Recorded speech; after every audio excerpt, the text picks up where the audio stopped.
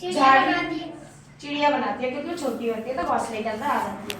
मोर तो बड़ा होता है, वो घोंसलों कैसे मारेगा, इसलिए घोंसले में। झाड़ियों के बीच जमीन पर ही इनके टहनियों और पत्तों को एक भद्दा सा लगने वाला ढेर बनाकर मादा मोर उसी पर अंडे देती है। मादा मोर एक बार में 3 से 5 तक के अंडे देती है। इसके अंडे मटमैले सफेद होते हैं, हल्का सा पीलापन लिए है। मोर अनाज, कीड़े मकोड़े, छिपकली जैसे रेंगने वाले जीव, पौधों की नमी, कौंपले आदि तो खाता है, पर यह सांप का पक्का दुश्मन है। मोर सांप का पक्का दुश्मन है।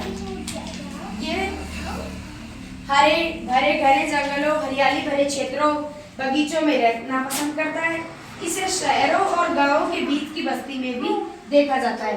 मोर स्वभाव से शर्मीला होता है। ये अकेले रहना पसंद नहीं करता है, प्राय जोड़े से रहना पसंद करेगा। भोजन की तलाश में यह हमेशा धरती पर चलते खाते देखा जाता है। संकट के समय यह उड़कर ऊंचे पेड़ या मकान आदि की छत पर बैठता है। सन 1962 से मोर को राष्ट्रीय पक्षी माना गया है। सन 1962 से मोरों को राष्ट्रीय पक्षी माना गया है। कब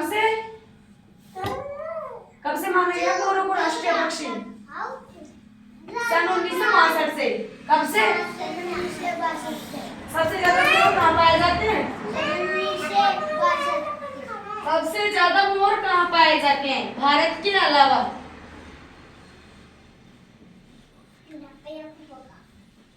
बांग्लादेश और श्रीलंका में। कहाँ पाए जाते हैं? बांग्लादेश और श्रीलंका। और भारत में सबसे ज्यादा मोर कहाँ पाए जाते हैं? भारत में।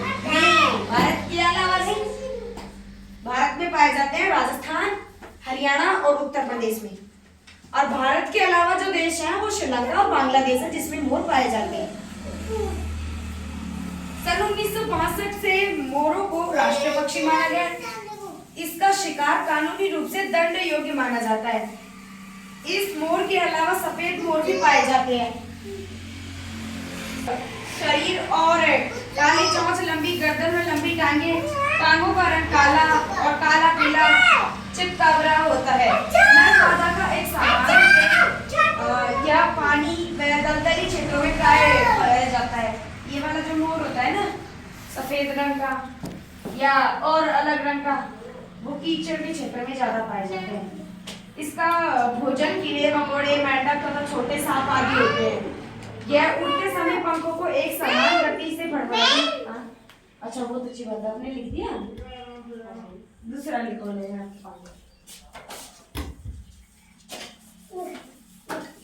अरे नहीं, आपसे नहीं।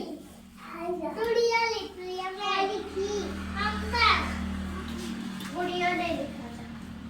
जब खेल रहे हो तो चुरा तू लो। नीचे बगुला मनुष्य की बस्तियों के आसपास दलदल और पानी वाले क्षेत्र के समीप पेड़ों पर अपना घोंसला बनाता है। इसका घोंसला भी तिनकों और पेड़ों की टहनियों से बना होता है। अंडों बच्चों के लिए घोंसलों के घास, पात व तिनके बिछा देता है। मादा बगुला 4 अंडे देता है। कितने देता है? 4 अंडे। अंडे देने के समय इसके सिर पर 2 कलगी निकल आती है जो सिर से इसके शरीर की तरफ झुकी हुई होती है।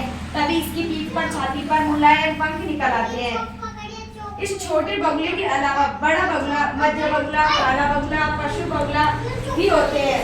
सभी सफेद होते हैं। काला बगुला कोई बात नहीं ले।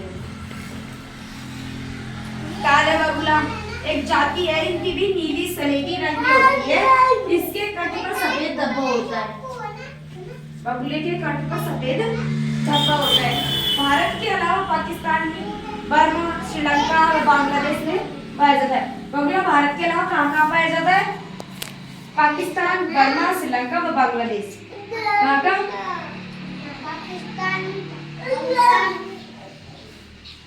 पाकिस्तान, बर्मा, श्रीलंका व बांग्लादेश। कहाँ कहाँ?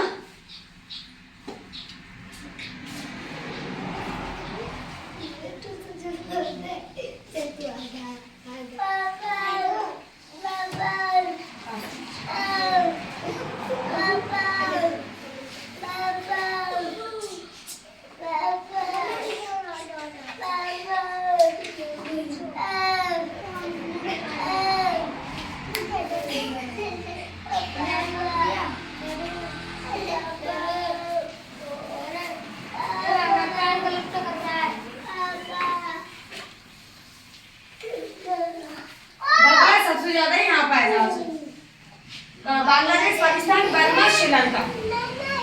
देख लीजिए।